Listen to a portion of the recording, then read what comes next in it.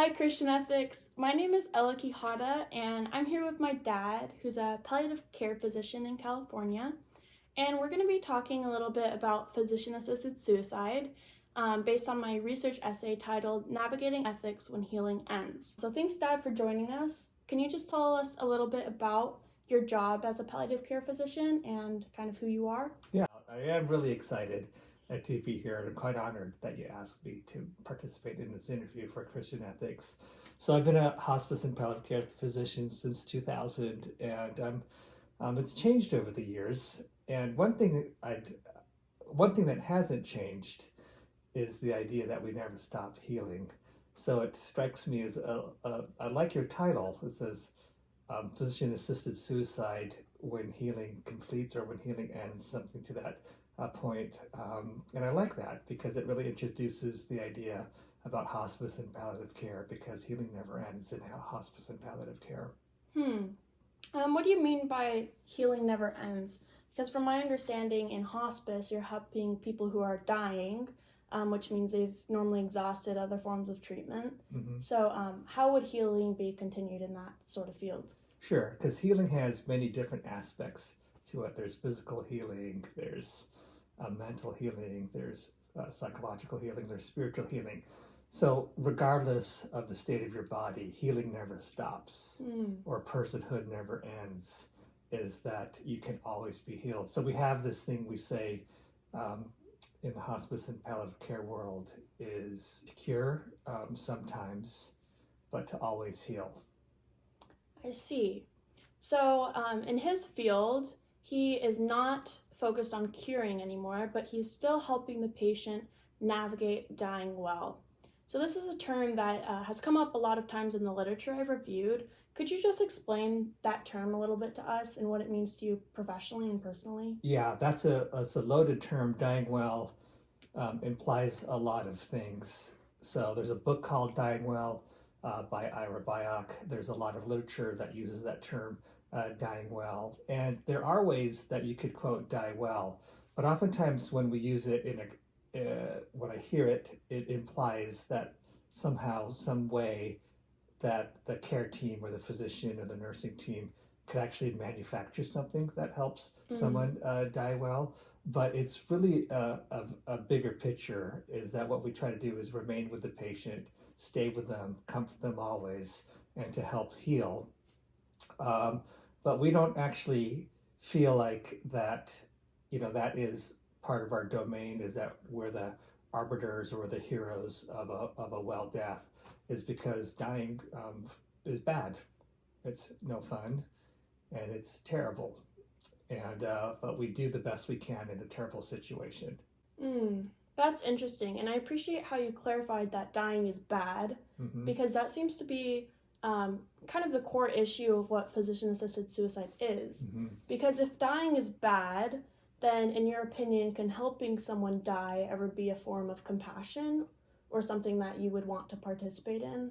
Well, help me understand that question more a little bit. Okay, physician-assisted suicide is sort of the practice when a physician might help somebody die because living is worse than dying, if that makes sense. Sure. So a lot of justifications might be that aiding their death might be a form of compassion. Can you just elaborate on that a little bit and where you stand? Sure, right. So at its core, I always want to help the patient. And I always want to help them live their best life as best as possible, given the terrible situation. Right. And my goal is to help them be as comfortable as possible for as best as they can, for as long as I can in that terrible situation. So in doing so, I have a whole tool armamentarium of things that I and my team can do. That involves addressing physical domains, emotional domains, environmental domains, spiritual concerns, and those type of things. So in my field, the four biggest things that I see that need to be addressed is one, and these are the things we do, is one, to address the fear of symptoms being out of control. So that could be pain, nausea, vomiting, shortness of breath, diarrhea, constipation, those type of things. So help the patients with their physical symptoms. Right. They have a lot of fear of what's it going to be like when they enter the final stages of life. Is it going to be painful? Am I going to drown to death? Am I going to explode? Am I going to blow up? They have a lot of questions about that. And one of my core jobs is to help address those symptoms. Okay. Another thing that patients have concerns or fear over would be this idea about fear of being a burden. Right. And fear of being a burden to their loved ones. You know, they lose quite a bit of their independence. Right. So they don't want to be changed or bathed by someone else. So, and they feel terrible, or that so-and-so's losing sleep, or so-and-so's going to have to stop work to take care of them. And they don't like that idea about being a burden. So one of the things I do, and this is a big area in healthcare that we need a lot of help in, but one of the things we do, one of the core areas of my job is to help alleviate some of that burden.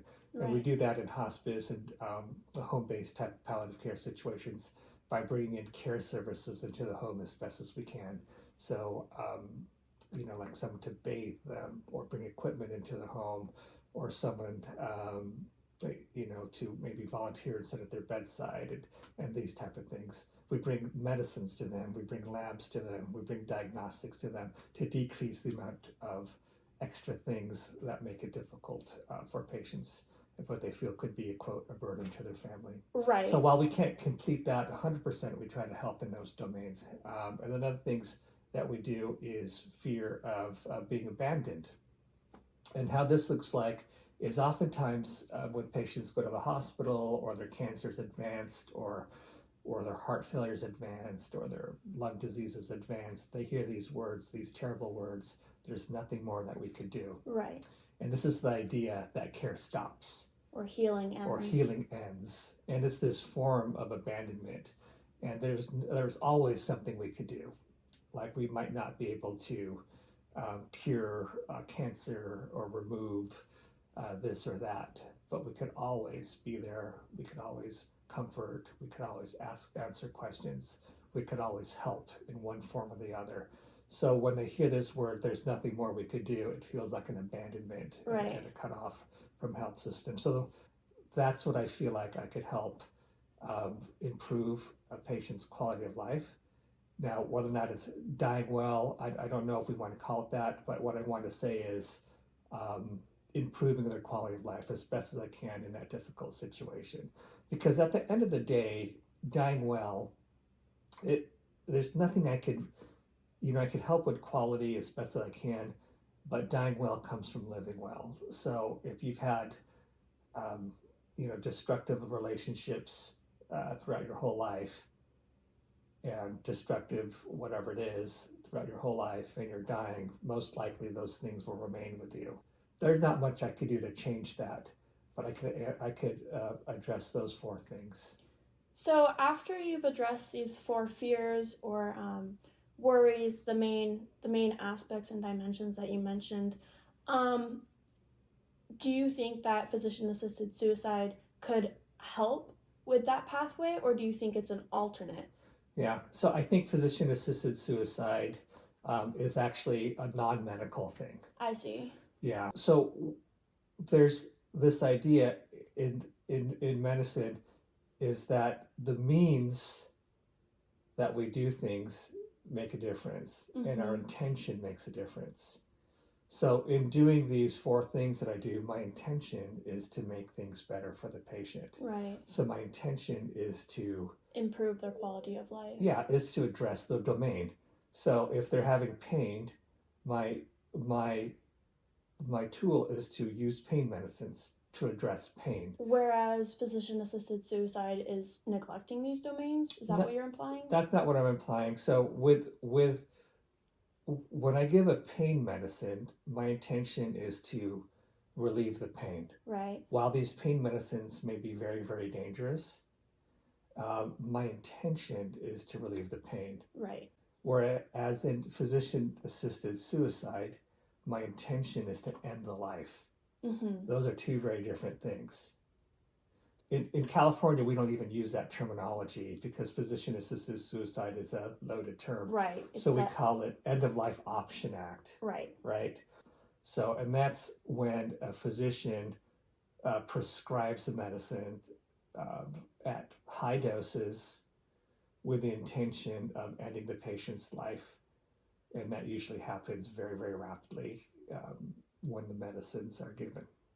So do you think that's an appropriate role for the physician to play if it's a non-medical procedure, as you were describing? So it's up for debate. There's a lot of people that believe that it helps. What it does do is that it gives the patient a sense of control. Right. So while I'm a non-participant in the End-of-Life Option Act in California, or if you want to call it, I'm a non-participant physician-assisted suicide, even though it's a loaded term, Mm-hmm. is that some of the benefits that I do see of it is that oftentimes just having those medicines in the home gives the patient like a feeling, a locus of control of some sort. Right. Many times they won't take it. However, when people do take it, at least what the research shows, it's not because their pain was out of control. Oftentimes it's not because their pain was out of control, but it was oftentimes they just wanted that feeling of control. Right. So returning to my original question, do you think having the option for physicians to opt in or out is even appropriate, or should this not be legal at all, state by state? Well, that's a big discussion, Mm-hmm. and there's a lot of nuances whether or not it should be legal or not legal. The fact is that it's legal in many states, Right. and it's not legal in many states. So whether or not it should be legal or not legal is really, I'm not going to be the arbiter of that. Mm-hmm. But if it's legal in a state, I don't feel like any physician should be obligated to participate. Right. And according to my understanding, physicians always have the option to opt in and out if it is legal. Yeah, they have the option to opt in and out, but sometimes there's always sort of like these situations where it almost feels like that even though you've opted out, that there's pressure to opt in. I see. So what I mean opt out, I mean not participate at all. Right. So I won't even fill out a death certificate if their death was caused by the end-of-life option medicines. I see. Whereas I've been even though people know that I'm a non-participant, they've asked me many times to fill out the death certificate for someone who's used those medicines. I simply won't do it, and that's caused some tension before in the past. Mm-hmm. But I had to work my way through it. There was a big case in the California Christian Dental and Medical Association.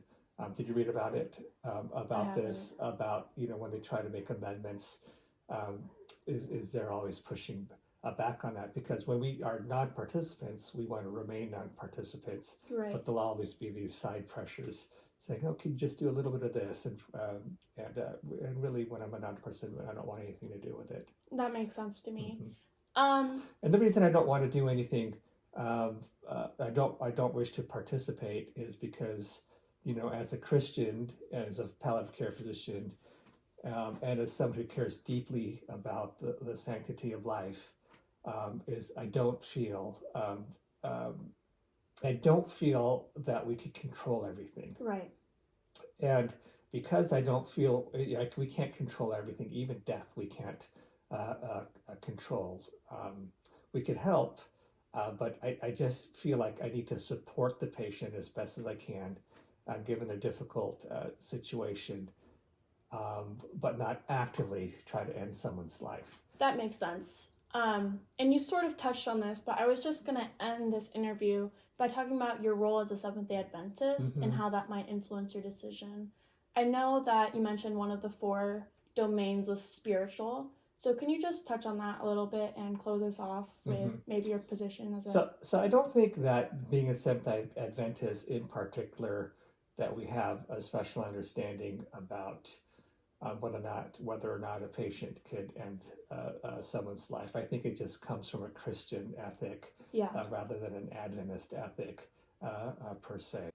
There are a lot of different ways to look at it. Mm-hmm. For example, I have no problems stopping and withdrawing a ventilator in someone who's dying, who has no quality of life, right, and who didn't want that ventilator placed for them in the first place. So, first of all, quality of life is defined not by me, but it's defined by the person who's experiencing that life. So when they say that I have no problems because something is artificially keeping them alive, so I'm just removing an external life support. Instead of like someone who's alert and oriented, saying they don't like their life or want to control, to give them poison. I think those are two different things, two different ways to look at it. Okay. Thank you so much for talking to us about this. Would you be able to end just on another spiritual note and perhaps a prayer? I'll let you lead out in prayer. Okay. Thank you, Dad. Okay. I'll end with prayer. Thank you for listening and joining us in this conversation. Dear Lord, I just ask that you bless all the physicians, whether they participate in End-of-Life Option Care Act or physician-assisted suicide, but just all of us Christians who are navigating the ethics of your world, and that you've given us free will. May you guide us in our decisions, that we might be examples of your light and share your grace with other people. Thank you that my dad was able to join us for this conversation, and I ask that you bless all of his patients who he helps today and for the rest of their lives as they are in these very difficult times of suffering and dying, that you might give them peace and comfort knowing that you are with them always. Amen. Amen.